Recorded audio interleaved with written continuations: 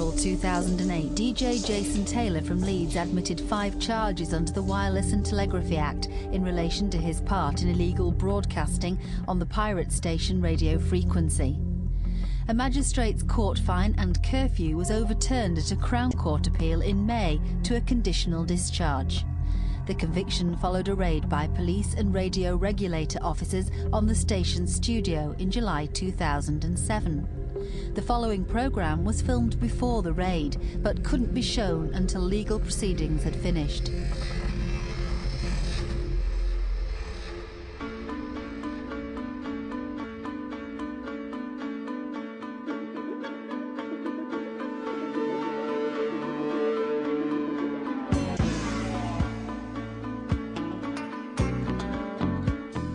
Leeds, just one city, home to 5 official radio stations. But search along the FM band and you'll start to pick up something quite different. The people broadcasting it are breaking the law and risking their lives to do it. They're pirate radio broadcasters.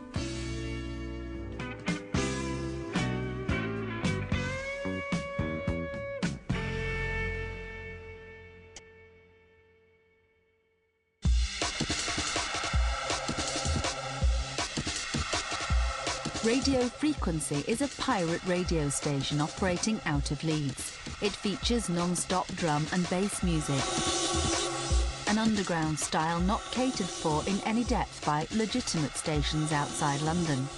It's Leeds' only drum and bass station. It's Frequency, and how we do it each and every weekend. Friday, Saturday, Sunday. All the best in drum and bass. 07999 605 881. The radio regulator Ofcom estimates there are 150 illegal stations nationwide. If you want to broadcast legally, it's Ofcom which issues the licence, and there's stringent criteria to convince them you're competent and financially sound. Pirate broadcasters can get on air with a transmitter and a studio costing around £2,500. It's cheaper, there's no paperwork or copyright payments. The act of illegal broadcasting is considered to be serious. Should we take someone to the magistrates' court, they could face a fine of up to £5,000 and or 6 months imprisonment. If we take them to Crown Court, the fine is unlimited and they could face 2 years in jail.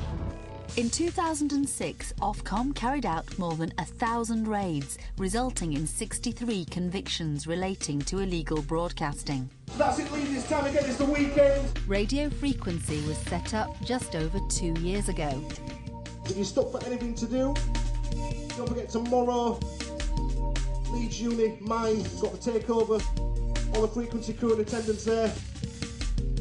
Now the only drum and bass specialist station outside of London. So, we also broadcast around the world on the net as well.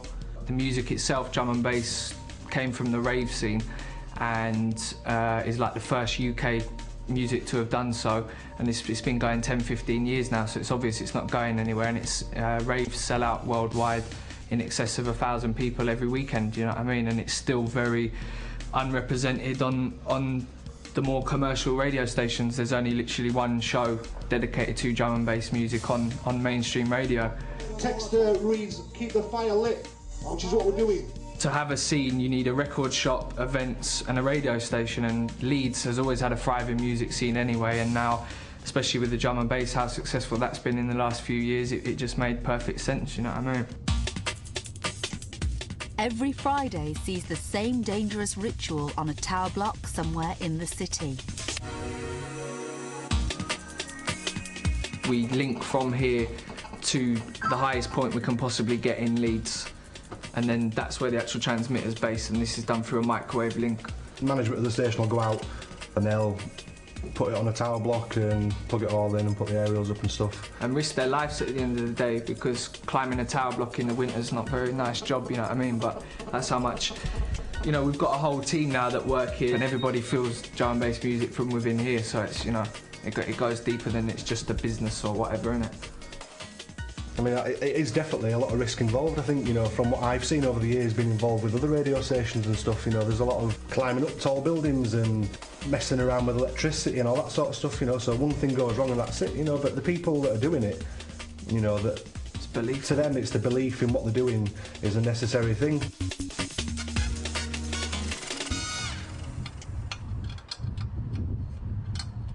Frequency FM Leeds. They don't go legal because of the cost of setting, and their current output of non-stop niche music might be seen as having too limited an appeal. It's phenomenal the amount of support that we've had since we started. The public texting all the time, and we've got the website and the forums and stuff, and it's just, you know, everybody really, it's just shown the need for it. At the end of the day, we don't just want to come on, play the music, and like I've said, just, you know, sticking two fingers up at the establishment. If we were given the opportunity to go legitimately, you know, then obviously we'd like to put back into the community, because that's what we're trying to do now, but play the music that we like as well, you know. We're getting that's involved. what our station prides itself on as well, you know what I mean? We're not just a pirate in it for money, and I think, you know, if I was, I would have got a proper job a long time ago, you know what I mean? But I'm still here. DJ step up on the deck, no rough rider. What's that bass sign? I'll try to create your car. If you're driving, wind your window down, crank your system up. I think there's an awful lot of money to be made out of the act of illegal broadcasting. We have tackled some pirates before now, and we've been able to prove that they are earning in the region of £4,000 per week. So you can see that there is a real financial benefit for some people to broadcast illegally. Nobody's making any money from it, you know, it's just self-sustaining, and that's the way that everybody likes it to be, I suppose, you know, because then everybody feels an equal part of it, I suppose, if nobody's getting rich from it. You know, I wish that there was loads of money to be made, we could all get paid then. You know, we're all, every one of us is doing what we're doing because we like to do it, and because we feel that it's beneficial to everybody else, you know. And to give up the time we give up for nothing, a lot of people wouldn't even be, you know, they wouldn't be bothered to do it. We do actually receive weekly complaints from the fire service with regard to interference from illegal broadcasters. We have also received complaints of interference from the National Air Traffic Services about interference caused to the frequencies used by the aeroplanes themselves. You know, interfering with ambulances and whatnot and aircrafts, that's probably the freak case that you hear about, do you know what I mean? But it's them ones that always damage it for everyone else, do you know what I mean? If it interfered with aircraft, then we should all be running a bit scared, because aircraft will be dropping out of the sky, you know, every minute of the day. You know, it's, you know, pirate radio is not just a Leeds thing, you know, it's quite prolific across the country, you know, especially in London. You know, there's a multitude of pirate radio stations in London, so if it was as big a problem as Ofcom and the authorities make out, then we'd all be in serious danger. I've just been joined in the studio by Stepper. I've got a big shout out to Miranda and Joe. Out to all the Burley girls, that's 538.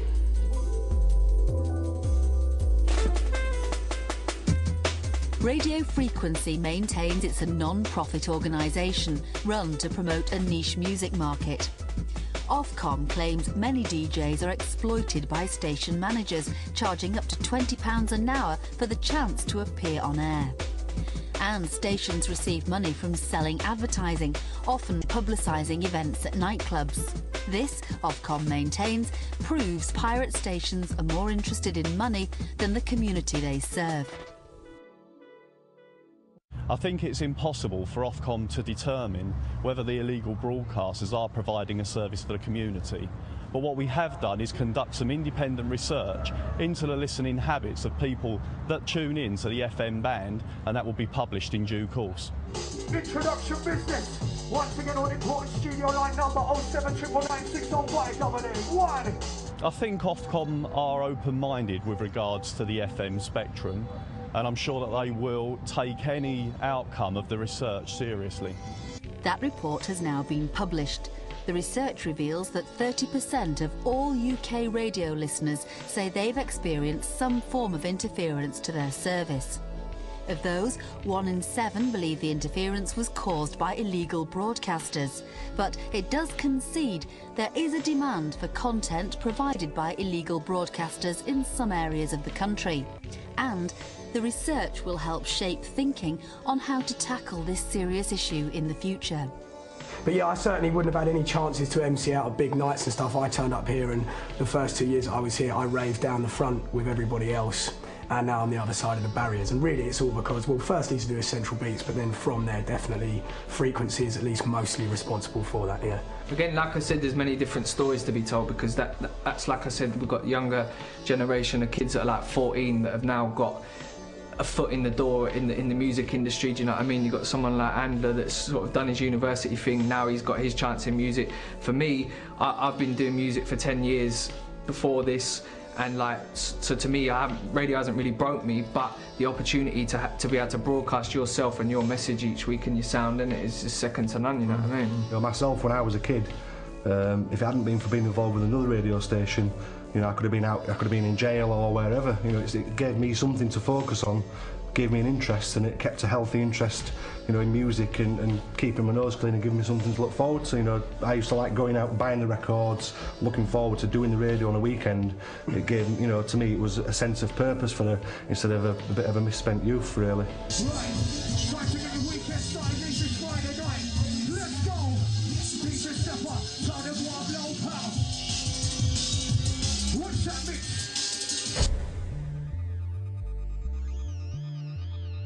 Ofcom says there is a link between illegal broadcasters and the drugs trade. Raids have uncovered a range of illegal substances, and it's alleged broadcasters send coded messages to dealers and users by playing a particular song to indicate that drugs are ready for collection. Unfortunately, the world we live in, drugs are a part of society, but we try to portray a message that if people are going to take drugs, for example, you know, we've got the adverts where they can listen, and it can refer them to the you know, the correct path or whatever to clean themselves up and stuff. With the rave scene, it has always had that drug thing behind it. Do you know what I mean? And so that's another reason you know, music is our drug at the end of the day, drum and bass music, and we don't need no drugs to enhance that. That's why drugs are banned from the studio. Do you know what I mean? That's why we portray that whole image anyway. And I just think it's bad that all stations get pigeonholed in that same sort of stereotype as a pirate radio, innit?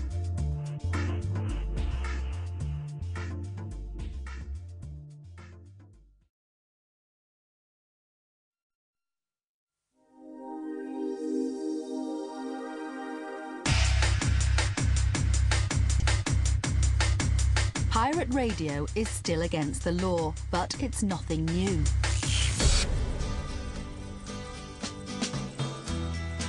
If you're going to San Francisco. The Buccaneer broadcasters who set the illegal ball rolling gatecrashed the airwaves more than 40 years ago.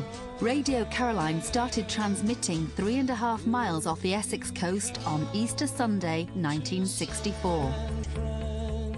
Among those who took the choppy journey was Tony Blackburn. It was his first radio job at the age of 21.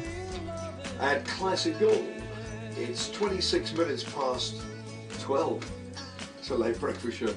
Pirate radio was very important because if it hadn't been, I think, for Radio Caroline and Big L Radio London, I don't think we'd have all these stations. Well, we'd have them, but it would have taken longer for them to come in. Well, I joined in July the 25th, 1964, about 3 months after it started. We only had the BBC, you know, had the light programme, the home service, I think it was the third they called it.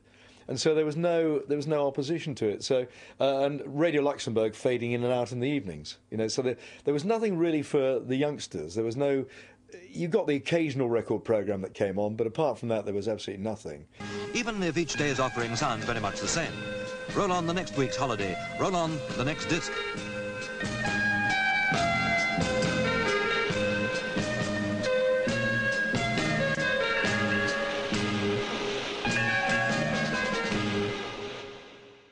Being out on the pirate radio ships, the idea was to bring about commercial radio, and that didn't come for quite some time. So although I enjoyed Radio 1 and enjoyed opening it up, I thought it was a little unfair in a way that all these guys had pioneered it and they didn't get a chance to open up commercial radio. You know, in the early days when I was aboard Radio Caroline, the authorities used to say that they had to close us down because we were interfering with wavelengths and distress calls and things like that, which was a load of nonsense. It really was.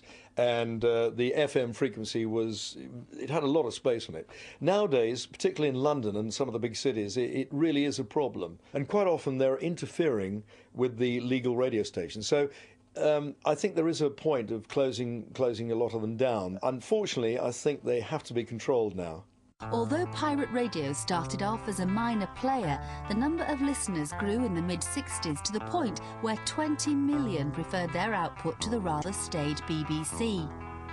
the Labour government, led by Harold Wilson, woke up to the fact and drafted the Marine Broadcasting Offences Act, which made it an offence to advertise or supply an offshore radio station from the UK. This is Radio Caroline on 199 Britain's... Although the pirates campaigned against it along with their listeners, the Act became law on August the 14th, 1967. Radio Caroline moved its ship to Dutch waters, but financial problems sunk its output a year later. A similar fate would befall a brief but memorable venture launched off Scarborough in 1966, Radio 270. Thanks very much, Mike Hayes. The Golden Race Boy will be back with you tomorrow morning between 6 and 9, getting you up bright and early, not just downright early. The studios were aboard a former Dutch trawler, moored 4 miles off the coast. Only on air for a year, it was beset on occasions by technical difficulties. Jellyfish once got sucked into the generator and all the records slowed down. And it didn't help when the mast fell into the sea on its first day. Wilf Proudfoot was actually the Tory MP for Cleveland at the time, but his personal dislike of the BBC's radio monopoly persuaded him to get involved. He eventually became Radio 270's managing director, running the organisation from his current home in Scarborough. The stoves and everything had to be nailed down. All the equipment was tied down with steel bands. Otherwise it would have just jumped about the place. But it was a very seaworthy vessel. Well, it was built for the North Sea, you know. The top 40 format was the one that gets the biggest number of listeners. And we had a piggyback question on an opinion poll. And I think, my memory serves, we had 4 million listeners, which is a hell of a lot of listeners, you know? At 10 o'clock, I make way for Studio 2, live Action Central News. I believe it'll be Albert Huff or Julian Hewitt. After we'd been out there one day, the mast broke. And it was 160 feet high. And that put us, we were in a hell of a state, and we went down to Grimsby to get it repaired. Nobody arrested us or anything like that. I took the boat off us, impounded it.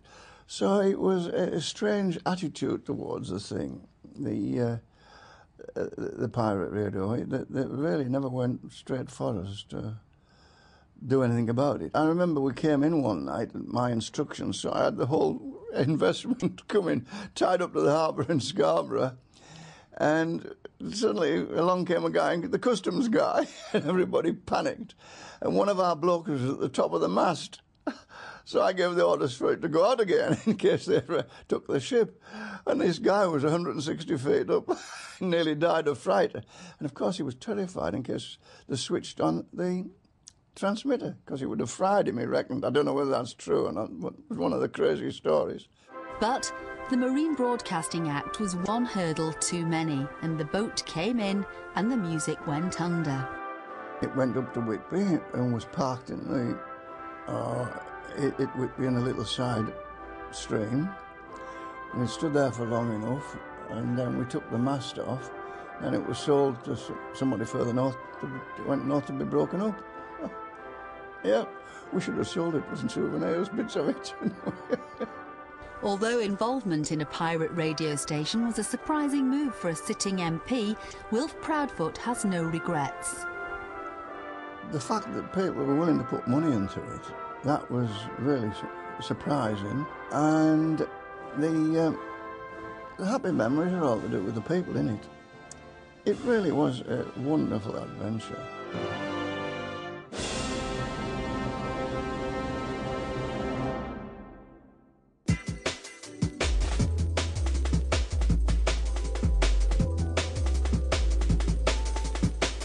These teenagers may be enthusiastic apprentices at the moment, but they could be the talent of the future.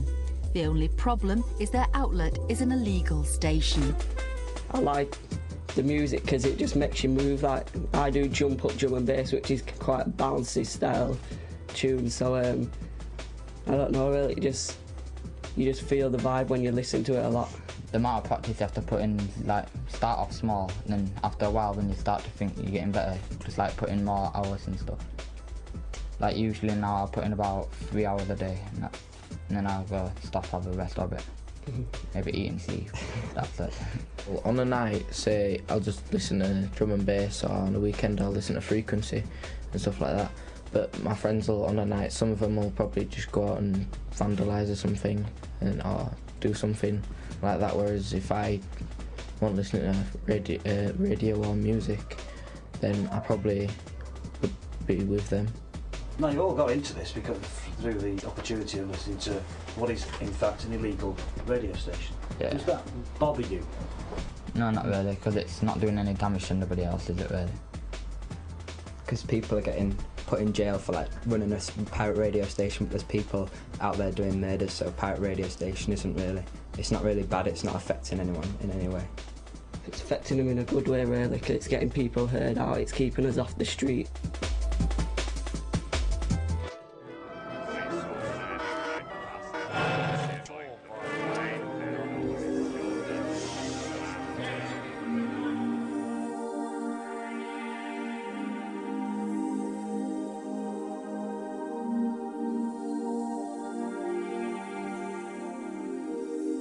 So that's it from me, Shock. I'll be back with you next week, Sunday.